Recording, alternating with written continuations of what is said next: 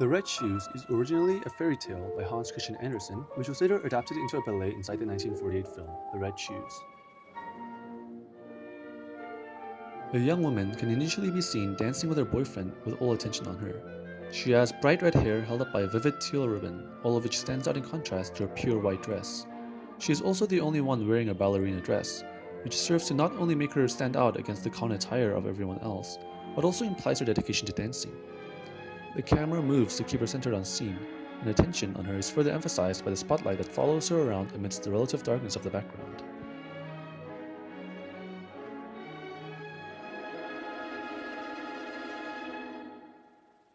She remains the focus of the scene until the red shoes are introduced, which stand out as by far the brightest and most colorful visual element on the screen.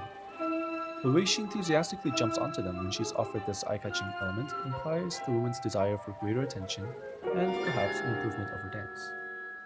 The music becomes sprightly and rhythmic as the tempo speeds up in tune with the woman's light and graceful dancing, which expresses the woman's joy in being even more conspicuous.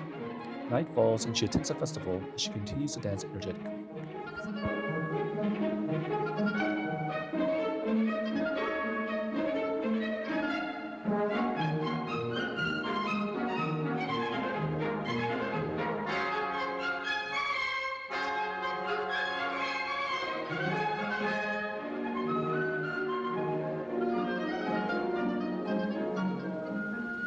It is only deep into the night when we see her tiring out. The festivities are over, she is the only person on scene.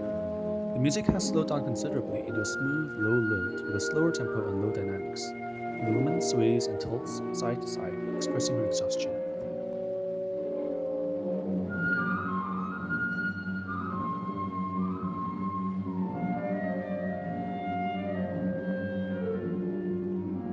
Just as she is about to reach her home, a shadow creeps up on her and twirls her around, the music suddenly chaotic and piercing with high dynamics and an extremely fast tempo, depicting the confusion and fear she feels.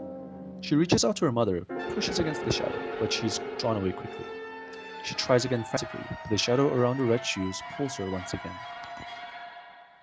When the source of the shadow, the shoemaker, jumps out from the shadows and assumes a predatory crouch, a close-up of the woman's face brings the focus on the helplessness and fear of the woman, expressed by her hands clasped on her head in confused frustration, the perspiration thick on her forehead in fatigue, her eyes wide in terror.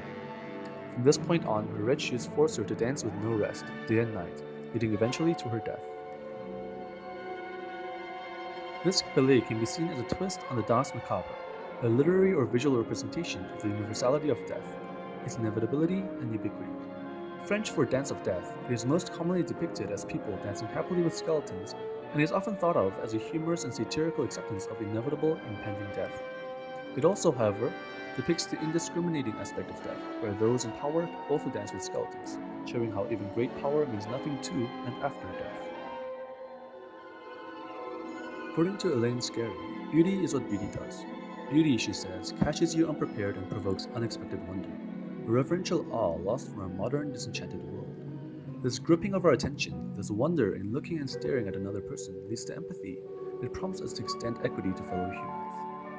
Although she uses this theory of beauty to advocate social justice, this means that it can also be used to convey more effectively the thoughts and feelings of the person in the beauty, to heighten the empathy we feel for her. In this ballet, the beauty of the dancer, the gracefulness of her dance, and the synergy of the music all serve to convey to greater heights the journey she goes through, from the joyfulness of being looked at, the passion for her art, to the realization that there is no end to this, the crushing feeling of helplessness and slavery. The red shoes serve as a metaphor of pride, not just of desiring attention, but of believing that art, passion, and the attention one gets from it gives one value and identity. The red shoes seems to explore what happens with the vanity of believing that we are important, or at least more important than everyone else. In the face of death, it seems to say, this is all vain and in vain, for in his eyes all is the same, all is identical. Whether a king or a beggar, a great painter or a struggling artist, with each action and motion, with each expression of life, we step closer to death in a forced dance that ends only with our last breath. If the outcome is the same, it is up to us, I guess, whether we want to laugh while dancing slowly or tire ourselves out with pride.